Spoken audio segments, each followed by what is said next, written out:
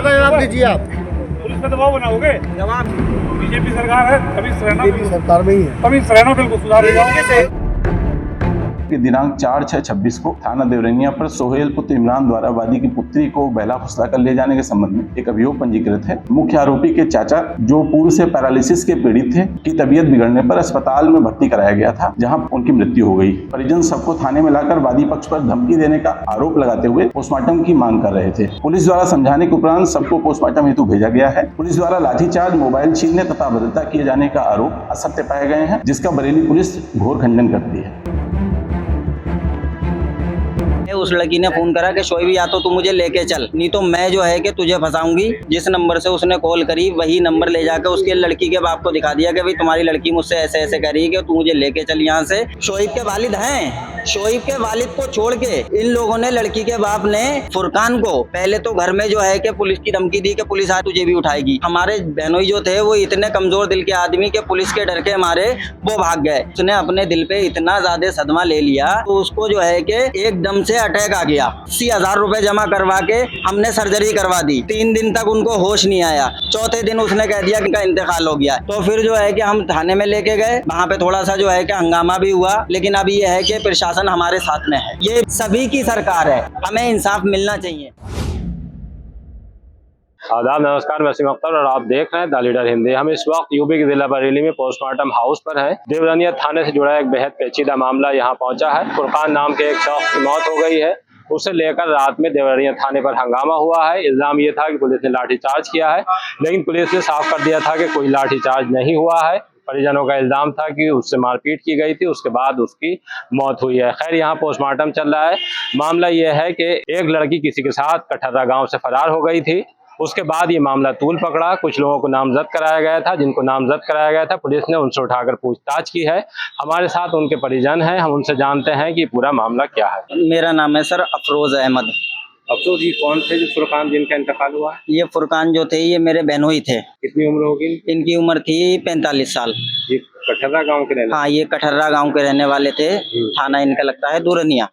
हाँ। क्या मामला था ये? मामला ये था, ये फुरकान के भतीजे एक शोएब नाम का लड़का है, वो जो था मोहल्ले की ही किसी लड़की से बात करता था आपस में। उसको लेके फुरकान है या अंसारी है? फुरकान जो है ये है सिद्दीकी, और वो जो लड़की है वो है अंसारी।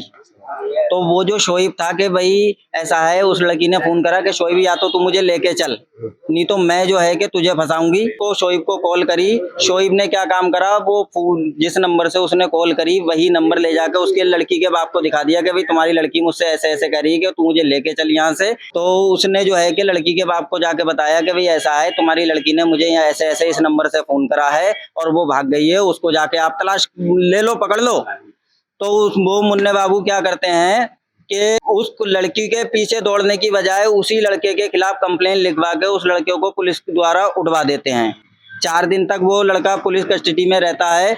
और शोएब और शोएब के जो चाचा हैं, जिनका कोई मैटर ही नहीं है, बस क्या मैटर है कि एक वो परिवार के हैं, जैसे वो उनका भतीजा है, वो उनके चाचा फुरकान जो मृतक हैं। शोएब के वालिद नहीं है? शोएब के वालिद हैं। शोएब के वालिद को छोड़ के इन लोगों ने, लड़की के बाप ने और चाचाओं ने, लड़की के उसके शोएब के बाप को छोड़ के फुरकान को पहले तो घर में जो है कि पुलिस की धमकी दी कि पुलिस आ रही तुझे भी उठाएगी। वो हमारे बहनोई जो थे वो इतने कमजोर दिल के आदमी के पुलिस के डर के मारे वो भाग गए। उनकी तबीयत, बुखार जाड़ा रहता था उनको, ऐसा नहीं है कि तबीयत गड़बड़ नहीं थी। हार्ट अटैक कभी नहीं हुआ। बुखार जाड़ा उनको रहता था, नॉर्मल तबीयत उनकी खराब रहती थी। लेकिन इन लोगों ने जो है कि उसका पीछा करा और फोन पे धमकी दी, तेरी ईंट से ईंट बजा देंगे, तू है कहाँ पे, तू हमें बता है कहाँ पे। तो वो कमजोर दिल का आदमी, उसने अपने दिल पे इतना ज्यादा सदमा ले लिया कि उसको जो है कि एकदम से अटैक आ गया। अटैक जब आ गया तो वो जा रहा था अपने, वहां पे एक बाग लिया हुआ था, आम का सीजन है, आम का बाग लिया हुआ था। उसने सोचा कि भैया यहाँ गांव में लफड़ा हो रहा है, मैं जैसे तैसे अपने बाग में पहुंच जाऊंगा, अपने वहीं पे रहूंगा। तो वो बाग पे हल्द्वानी में बाग था, हल्द्वानी वो पहुंच चुके थे, इन लोगों से छुपते छुपाते हल्द्वानी वो पहुंच चुके थे। लेकिन हल्द्वानी से पहुंचने से पहले ही इसने इस तरीके से फोन करके उसको धमकी दी। दोपहरी का टाइम रास्ते में ही जब इसने बात करी कि उसने फोन पे कहा कि ऐसा है देख, अगर मेरे भतीजे की गलती है तू मुझे मार ले, तो ये लोग कहते हैं कि तुझे मारेंगे नहीं, हम तेरी ईंट से ईंट बजा देंगे और देखिए हम तेरा क्या करेंगे। वो तो तू हमारे हाथ से बच के निकल गया यहाँ से, कब तक बचेगा। तो गर्मी का टाइम था, उसने ऐसा अपने दिमाग पे टेंशन ली कि वो गश्त खा के वहीं गिर गया रोड पे उसका ब्रेन हैमरेज हो गया। 4-5 घंटे जब वो रोड पे पड़ा रहा वहां पे, और फिर जो है कि हम ढूंढ रहे हैं कि यार हमारे बहनोई का फोन नहीं लग रहा है, कहाँ गए। फिर जो है वहां पे लोग देख रहे हैं कि यार पता नहीं ये कौन पड़ा है। फिर किसी परिचय बंदे ने देखा कि यार ये तो फला आदमी है, उसने आके बाग में बताया कि भाई तुम्हारा बंदा वहां पे ऐसे ऐसे पड़ा हुआ है। तो उस बंदे को उठा के फिर जब हम लेके आए हैं कि वहाँ हल्द्वानी हमने एडमिट करा, उसने कह दिया भाई मेरे बस की नहीं है। फिर वहां से हम बरेली लेके आए, उसने भी कह दिया हॉस्पिटल में कि भाई हमारे बस की नहीं है, किसी और में लगा लो। मतलब बरेली आने के बाद में उसने एक रात रखा हॉस्पिटल में, 40 से 45 हजार रुपए एक रात में उन लोगों ने लिए। उसने कह दिया फिर सुबह को भाई मेरे बस की नहीं है, आप कहीं भी ले जाओ। फिर हमने दूसरे हॉस्पिटल में उसको लेके गए अपने बहनोई को, उन्होंने 4 दिन उसका ट्रीटमेंट करा। लास्ट में उन्होंने बोला कि इनका ब्रेन जो है वो हेमरेज हो चुका है, इन्होंने ज्यादा टेंशन ले ली, इसकी वजह से जो है इनका ब्रेन हेमरेज हो चुका है। अब इनका लास्ट ऑप्शन ये है कि भाई इनका जो है सर्जरी होगी। तो हमने कहा भैया कोई बात नहीं भाई, तू सर्जरी कर दे। हॉस्पिटल में अगले इंसान ने 80,000 रुपए जमा करवा के हमने सर्जरी करवा दी। 3 दिन तक उनको होश नहीं आया। चौथे दिन दिया कि भैया ये जो है इनका इंतकाल हो गया। फिर जो है कि हमने सोचा कि भाई अब क्या करें, तो फिर जो है कि हम थाने में लेके गए। वहां पे थोड़ा सा जो है कि हंगामा भी हुआ, लेकिन अभी ये है कि प्रशासन हमारे साथ में है। जो लड़की का बाप है और दुकान थे, इनमें आपस में दोस्ती थी पहले से बहुत गहरे दोस्त थे, ये बहुत गहरे दोस्त थे, मगर उन लोगों ने दोस्ती का ख्याल भी नहीं रखा कि ये मेरा बचपन का दोस्त साथ में रहेगा। जिसका बाप जिंदा है उसको तू कंप्लेन लिखवाता ना, शोएब के बाप के नाम की कंप्लेन लिखवाता, इससे मैटर क्या था। दोस्ती में दरार पड़ी, दोस्ती में दरार क्या, दोस्ती में दरार पड़ गया। और फिर दूसरी चीज ये है, यही इतने दमंग लोग हैं, यही इनकी जमीनें गिरवी डालते थे, इनकी जमीन का नाच भी खाते थे। लड़के का पता लग गया है जो लेके भागा है? उस लड़के का पता मुझे तो खैर इतना पता नहीं है, लेकिन हाँ गांव वाले कह रहे हैं कि हाँ पता उसका लग गया है। मैं यही कहना चाहता हूँ, जैसे इनके ऊपर जो है कि प्रेशर टांगा था ये लड़की के बाप ने, आज जो लड़की उस बंदे के साथ में है वहां पे जाके प्रेशर क्यों नहीं बांध रिया। देखिए मामला अब साफ हो चुका है कि जो लड़का जिसपे मुकदमा दर्ज कराया गया है, जिसे पकड़ा गया था, वो लड़का वो नहीं था जो लड़की लेके भागा है। अभी फुरकान के जो रिश्तेदार हैं उन्होंने साफ कर दिया है कि पूरा मामला क्या था। इस मामले को लेकर जब ये लोग रात में थाना देवरनिया पहुंचे हैं, वहाँ हंगामा हुआ है, तो सीओ और जो लोग इनकी पैरवी कर रहे थे, हमने बहस भी हुई है। सीओ ने यहाँ तक कह दिया है कि ये भाजपा की सरकार है, इसमें दबाव नहीं चलेगा। तो डीएल भी नहीं होगा अभी तुम्हारे पास। हाँ जी, क्यों ना आपकी गाड़ी के चालान कर। अरे मेरी पिकअप लगा चलन है तो होगा चलन, लेके चलो, लेकिन फिर सबके होने चाहिए। किसके? तुम सब ठेकेदार मत बोलो। सबके आप पहले आपको अपनी गलती ठीक करो। ठीक है, आप क्या है अपनी गलती ठीक करो। यहाँ रोज अभियान चलता है, उधर सायरन, नीली बत्ती, जो गाड़ी गलत चल रही सबके चलान होते हैं। मतलब आप रकल को दबाना चाह रहे हैं, जो गलत हुआ है। मैं आपको बात कहना चाह रहे हैं।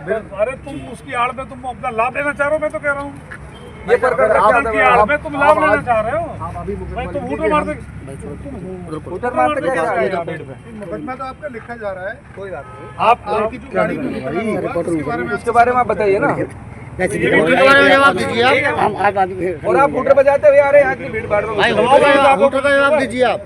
पुलिस पे दबाव बनाओगे? जवाब नहीं बनाएंगे, तो सब चाहते हैं। और ये कौन सी बात है कि सरकार है, बीजेपी सरकार है, तभी रहना बीजेपी सरकार में ही है, तभी रहना बिल्कुल सुधार हो जाओगे। और नहीं ये कौन सा कह रहा था दरी लाओ यहाँ पे दरी चलो, कौन सा लगेगी ठीक करने में। लॉ एंड ऑर्डर पे कोई कॉम्प्रोमाइज नहीं है यहाँ पर। कानून व्यवस्था सबके लिए है, नोट कर लें। बात नहीं होगी आपसे, बात करिए। ठीक है, अंदर चल के आप आइए अपने ऑफिस में बैठ के बात करिए, तमीज से जैसे बात करनी चाहिए। बैठिए अंदर ऑफिस। ये कौन सा तरीका आपका?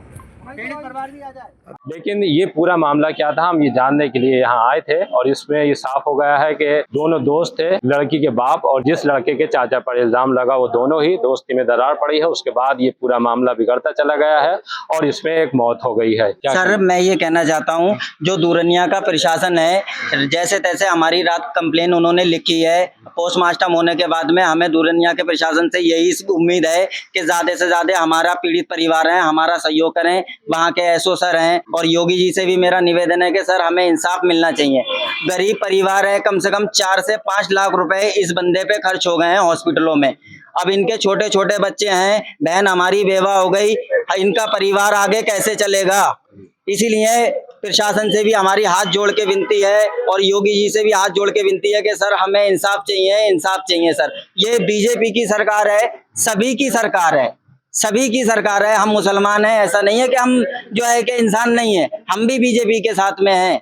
हमें इंसाफ मिलना चाहिए। पोस्टमार्टम के बाद ये साफ होगा कि मौत जो है वो बीमारी से हुई है या उसकी कोई और वजह थी। तब तक इंतजार कीजिए और देखते रहिए द लीडर हिंदी।